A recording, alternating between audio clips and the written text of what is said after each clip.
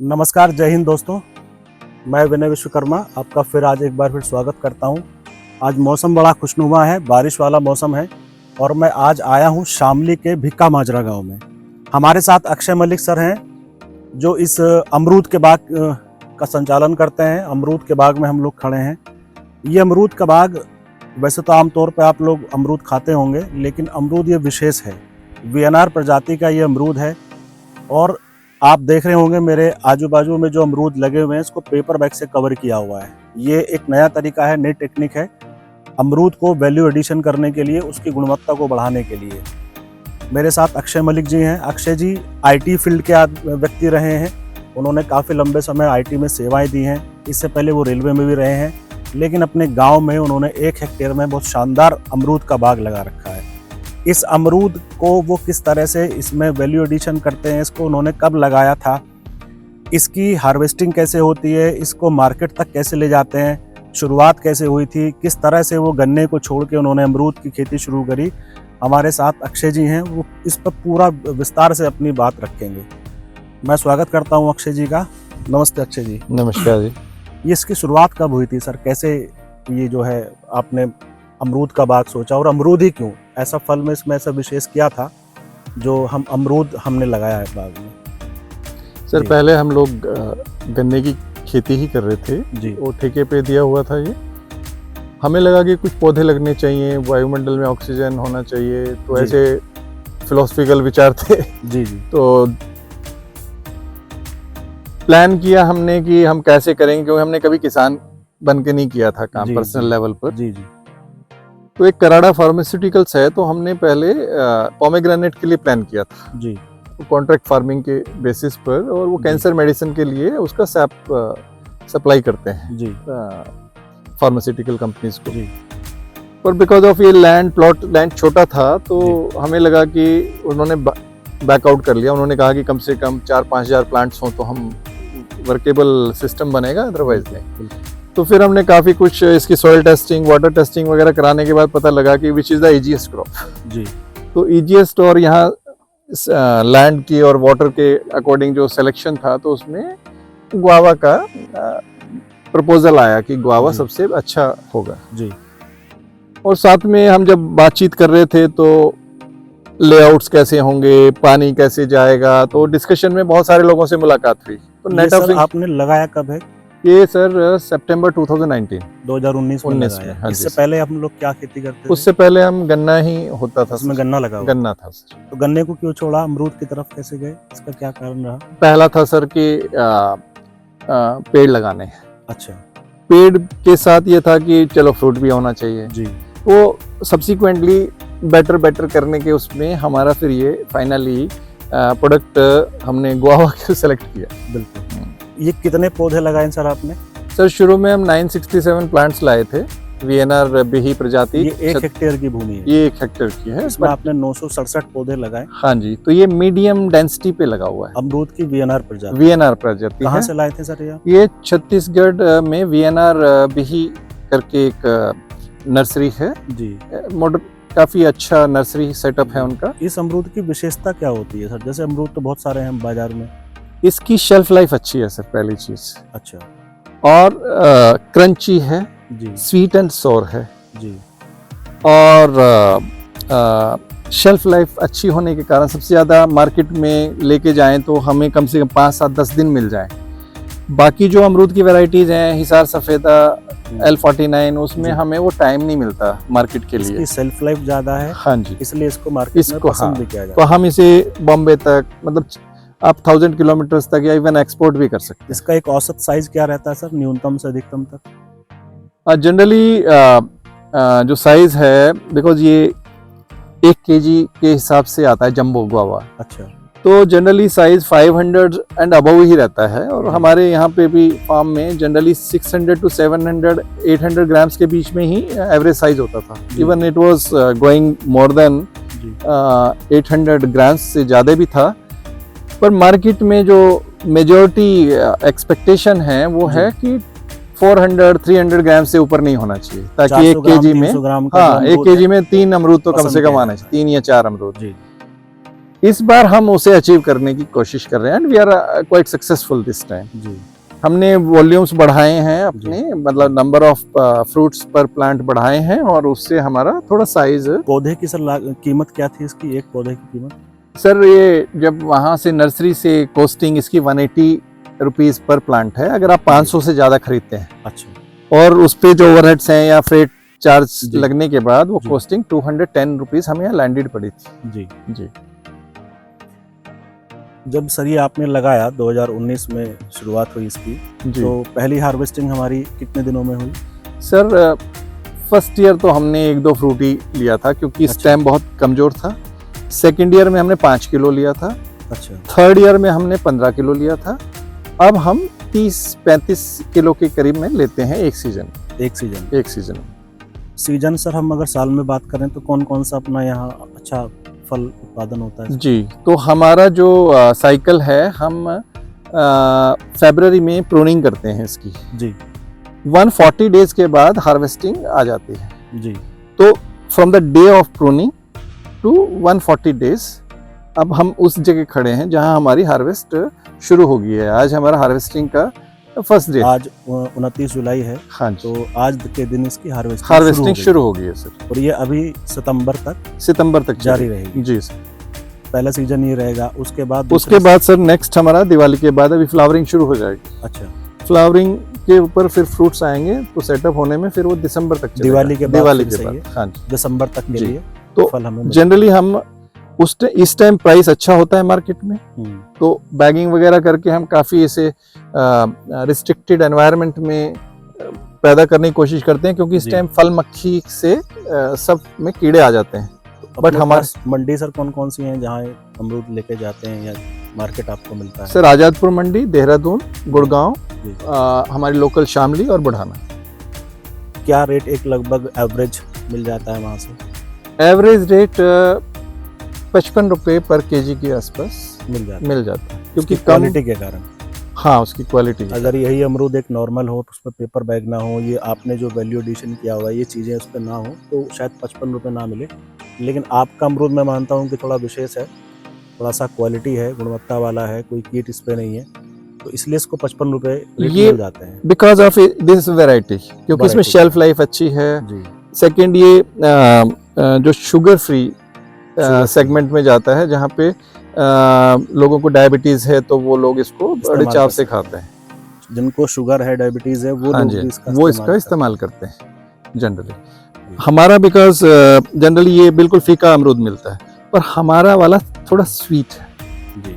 हमारा अमरूद यहाँ स्वीट है, ये बिकॉज ऑफ हमारी लैंड, जबकि हमने बहुत जगह सैंपल्स, हमारे साथ फार्मर्स जुड़े हुए हैं, हम बहुत जगह गए, वो भी हमारे पास आते हैं, तो उनके बिल्कुल फीका होता है जैसे खीरे जैसा, बट ये हमारा बहुत स्वीट, इवन आप चाशनी टाइप से इतना मीठा होता है।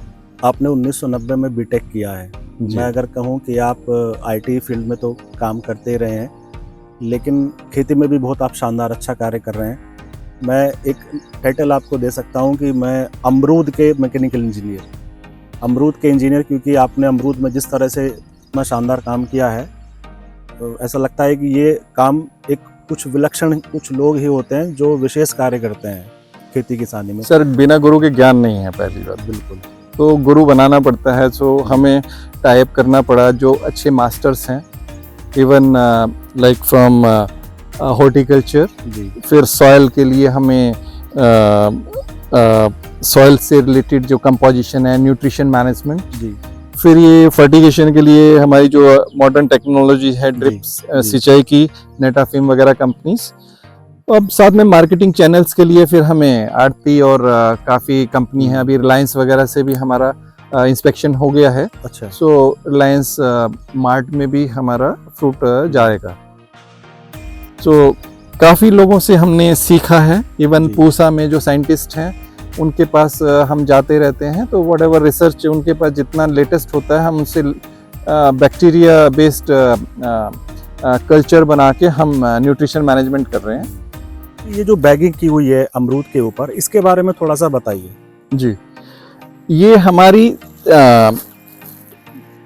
इसको प्रोटेक्ट करने के लिए है सर। जी तो अभी क्या होता है इस सीजन में फ्रूट फ्लाई आ जाती है। जी वो जो फ्रूट फ्लाई है जी वो फ्रूट फ्लाई क्या करती है सर, इसमें एग ले कर जाती है। जी जैसे ही ये स्वीट होने शुरू होगा जी तो एग्स बड़े हो जाएंगे और लार्वा पैदा हो जाएगा। जी तो अगर हम इसे बैगिंग नहीं करेंगे तो वो सारे में कीड़े पैदा हो जाते हैं। जी आप देखेंगे हमारा सबसे पहले तो इसमें कोई कीड़ा नहीं है, जी हर अमरूद बिल्कुल एकदम से बिल्कुल बिना कीड़े के मिलेगा सर। जी साथ में क्या होता है इसकी कलर अपीयरेंस, सुंदरता, जी और इस पे जब टकराते हैं तो इस पे रैशेज आ जाते हैं डाल से टकराने के बाद।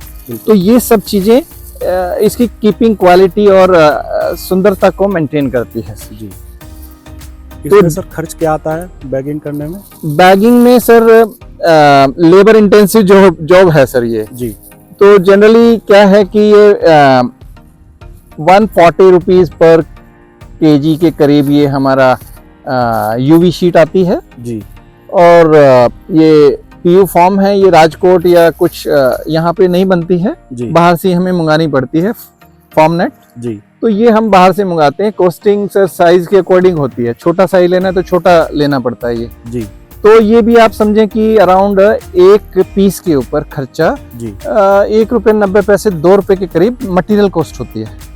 फिर इसको चढ़ाने का खर्चा जी वो अराउंड 50 पैसे के करीब उसको चढ़ाने का खर्चा आता है। जी तो ये दोनों को मिला के आपका 2.5 रुपए के जी, करीब आपकी कॉस्टिंग आ जाती है सर जी पर पीस।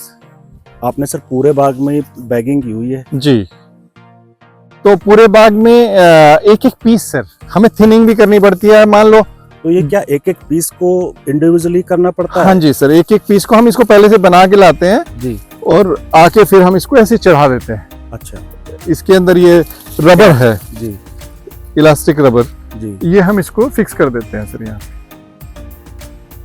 आप देखिए इसमें होल्स हैं। जी जब भी गर्मी होती है या मॉइस्चर बनता है तो इसके नीचे होल्स में से पानी निकल जाता है सर। जी और साथ में इसका साइज बड़ा करता है बिकॉज इसमें से मॉइस्चर रिलीज नहीं कर रहा। बिल्कुल। तो इसकी तो बहुत ज्यादा बेनिफिट्स हैं सर। आप सर अमरूद के बाग में खाद या जो उसका कोई वैकल्पिक चीज है वो क्या इस्तेमाल करते हैं जिससे हमारे अमरूद के पौधे को एक अच्छा पोषण मिल सके? जी इसमें कुछ लेयर्स हैं सर, जैसे जी मैक्रो न्यूट्रिशन है, एनपीके होता है, जी फिर मिडिल लेयर होती है इंटरमीडिएट, कैल्शियम मैग्नीशियम सल्फर, फिर मैंगनीज आयरन कॉपर,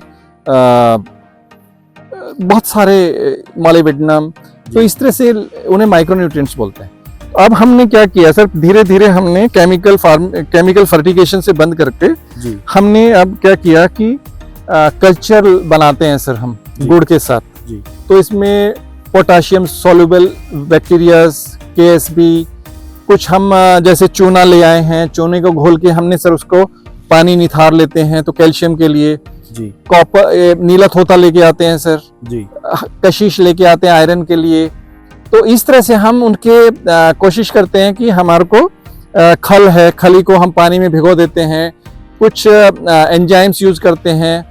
तो जैसे ट्राइकोडर्मा है, डिकम्पोजर है, तो वो हम फर्टिगेशन करते हैं सर उसका। जी तो वहाँ हमारे ड्रम्स रखे हैं, उन ड्रम्स में हम उसको घोल लेते हैं और यूज करते हैं। गोबर है पर हम बहुत ज्यादा मात्रा में नहीं डालते हैं। जी हम लोग उसको 10 kg के कंपोजिशन में करते हैं जो 1 एकड़ के लिए सफिशिएंट होता है वन टाइम। जी गौमूत्र और गोबर से हम कल्चर बनाते हैं सर। बहुत तो बढ़िया। वो हमारी ड्रिप में हम उसको इरिगेट कर रहे हैं। हाँ सर, मैं अभी देख रहा हूँ आपने ड्रिप इरिगेशन का बहुत शानदार नमूना पेश किया है। जी ये ड्रिप इरिगेशन से हम लोग क्या इसकी महत्ता होती है और ये क्यों हमें इसकी जरूरत पड़ी? सर, सबसे पहला चीज तो है कि पानी की खपत कम होती है सर। जी इसमें ये होल्स हैं, जी ये हमारा क्या है स्प्रिंगिंग एक्शन से जी यूनिफॉर्म डिस्चार्ज देता है सर हर पॉइंट पर। जी अदरवाइज तो शुरू में ज्यादा डिस्चार्ज होगा, पीछे कम हो जाएगा। तो इसमें स्प्रिंगिंग एक्शन से प्रेशर बिल्ट होने के बाद ही ये डिस्चार्ज शुरू होता है सर। ये कौन सी कंपनी ने लगाई सर? ये नेटाफिम कंपनी ने लगाई है सर। अच्छा, जो सामान्य रूप से हम पानी लगाते हैं किसी भी फसल में, जी तो उसके मुकाबले उसकी तुलना में जो अपना ये ड्रिप 1/10 इरिगेशन है 1/10 पानी की जरूरत पड़ती है। तो उससे क्या होता है, पानी की ज्यादा खपत नहीं होती है बहुत कम पानी में हमारा काम हो जाता है। इसका अर्थ ये हुआ कि अगर वहाँ 10 लीटर पानी खर्च होगा तो यहाँ पे केवल 1 लीटर से काम जी चल सर, जाएगा। जी। और इसके माध्यम से हम इसमें दवा भी दे सकते हैं। हाँ, इसमें न्यूट्रिशन मैनेजमेंट और दवाई अगर डालनी है तो इससे किया जा सकता है। तो वहाँ इसमें वेंचुरी क्या लगी हुई है। लगभग लागत रहती है सर, क्या खर्चा आता है? सर ये उस टाइम जब हमने लगवाया था जी तो ये अराउंड 1 हेक्टेयर में 2,15,000 के करीब हमारा एक्सपेंस हुआ था। तो इसके क्योंकि प्लॉट हमारा थोड़ा लंबा है जी जी। तो इसमें हमारी पाइपिंग हमारी दोनों तरफ से गई हुई है। जी सर। तो हमारी जब जमीन हमने बाग लगाया था उस टाइम बहुत हार्ड सॉइल थी सर जी तो कैल्सिफिकेशन कार्बोनेट्स बहुत ज्यादा थे जी तो पानी इसमें खड़ा हो जाता था जी तो पोरोसिटी नहीं थी। हमने सबसे पहले क्या किया सर, इसका डीप प्लॉइंग करवाई जी 3.5 फीट तक और जी डीप प्लॉइंग करके मिट्टी को हमने उलट पुलट कर दिया जी ताकि नीचे हमारी जो हार्ड सॉइल है उसको ब्रेक कर दें सर। जी। फिर हम क्या करते हैं, घास के लिए हम कोई भी वीडीसाइड यूज नहीं करते हैं सर। ओके। हम लोग घास को वीडर्स हैं या खुरपी है उससे हम इसको काटते हैं और यहीं पे छोड़ देते हैं। यानी घास को हटाने के लिए आप किसी दवा का इस्तेमाल कोई नहीं दवाई करते? हमारी आप इसमें खुरपी फार्म से में उसको यूज हटाते नहीं हैं। होती है, ना पेस्ट यूज हो रहा है। जी। पेस्ट की जगह हम नीम का ऑयल है या हम मिर्ची वगैरह से हम बहुत सारे प्लांट्स को इकट्ठा करके उनका रस निकाल के उसका स्प्रे करते हैं सर। जी तो ये लर्निंग हो रही है सर, ओवर द टाइम सीखते जा रहे हैं हम। बट ये आप देखेंगे हमारा पैर भी रख रहे हैं सर, आपको स्पॉन्जी एक्शन मिल रहा होगा। बिल्कुल। तो ये हमारा घास जो है हमने यहीं पे छोड़ दिया सर, हम इसे बाहर नहीं ले जाते हैं और यहीं का यहीं डिकम्पोज हो जाता है। एक खास और ये बात- मल्चिंग का काम भी करता है ताकि पानी को उड़ने नहीं देता है सर इससे। जी तो पानी यहीं का यहीं मॉइस्चर इसमें बना रहता है। तो जितना लंबे समय तक थोड़ा थोड़ा मॉइस्चर बना रहेगा उतनी ही अच्छी क्वालिटी का फ्रूट बनेगा। आपके बाग में मैंने सर एक खास बात और भी देखी है कि आज जैसे बारिश हुई है और इस समय बारिश का मौसम देखिए भी सर है, कोई पानी नहीं है। लेकिन पानी नहीं है बिल्कुल भी, जी, जी, सब जी। सूखा है। तो ये Absolutely. किस तरह से आपने इसका ढलान या पानी का मैनेजमेंट आपने किया हुआ है? सर हमने इसको थोड़ा सा ढलान किया था बट अब हमारे को पानी जाता ही नहीं सर। अच्छा। बगल के खेतों में आप देखेंगे पानी है, जी हमारे खेत में सीधा जमीन के अंदर चला जाता है। जी। तो वो हमारे वाटर लेवल को भी अच्छा करेगा। आपके सर जो पौधे लगे हुए हैं जी वो सीरियल वाइज एक ही लाइन में लगे हुए हैं, जी। तो इसको लगाने की क्या टेक्निक है? मतलब कितने आपने दूरी से पौधों को लगाया हुआ है? सर लाइन टू लाइन हमारा 10 फीट था और प्लांट टू प्लांट 8 फीट रखा है हमने। लाइन टू लाइन 10 फीट की दूरी है जी, और प्लांट टू प्लांट 8 फीट की है। अच्छा। तो डिपेंड करता है सर हमारे मतलब उस टाइम जितना हमें समझ था जी जी उसके अकॉर्डिंग हमने प्लान किया था। बट हमें लगता है कि थोड़ा सा लाइन टू लाइन में 15 फीट पे होना चाहिए ताकि बड़ा ट्रैक्टर निकल सके। अब हमें उसके कारण हमें छोटे ट्रैक्टर लेने पड़े। तो it increase the budget of farmer. Tractor अंदर नहीं जा पाता हाँ। बड़ा ट्रैक्टर। तो हमें छोटा ट्रैक्टर लेना पड़ा उसके लिए। जी सो क्या होता है कि कुछ चीजें हमारे को भी लर्निंग ओवर द टाइम समझ आई कि ये हमने गलतियां की हैं।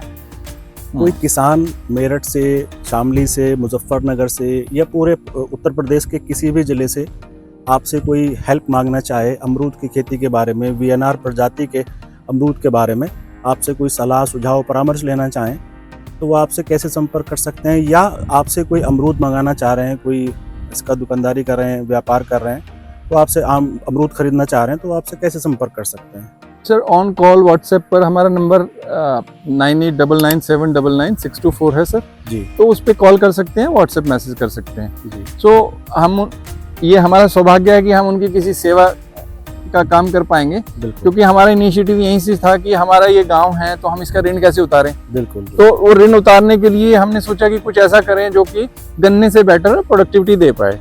तो आज हम इस मिशन में धीरे धीरे हम लगे हुए हैं सर। तो आपको लगता है सर कि गन्ना हमने छोड़ के अमरूद जो खेती की है ये हमारा निर्णय ठीक रहा? सर मेहनत थोड़ी एक्स्ट्रा करनी मेहनत पड़ती है, ज्यादा है। मेहनत थोड़ी ज्यादा है पर प्रोडक्टिविटी कम से कम आप समझ लीजिए कि 2 से 2.5 गुना हम गन्ने से बेटर यील्ड कर रहे हैं। लेकिन मेहनत गन्ने में भी सर कम नहीं है। नहीं नहीं एब्सोल्युटली राइट। तो वो थोड़ा हैवी वर्क है सर। जी यहाँ छोटे छोटे काम है पर बहुत ज्यादा काम है। मतलब हमें एक काम करते हैं तो दूसरा काम सामने खड़ा होता है क्योंकि हमारी प्रोसेसेस भी हम थोड़ी सी जैविक तरीके से करने की कोशिश कर रहे हैं। तो जैविक और नेचुरल फार्मिंग हम टिलिंग को भी कम करते जा रहे हैं। धीरे धीरे हम इसमें 0 टिलेज पे आने वाले हैं सर, ताकि हम नीचे जो माइक्रो बैक्टीरियल एक्टिविटीज हैं उसे डिस्टर्ब ना करें। तो हम पुरानी एग्रीकल्चर के बेसिस पर ही शुरू कर रहे हैं सर।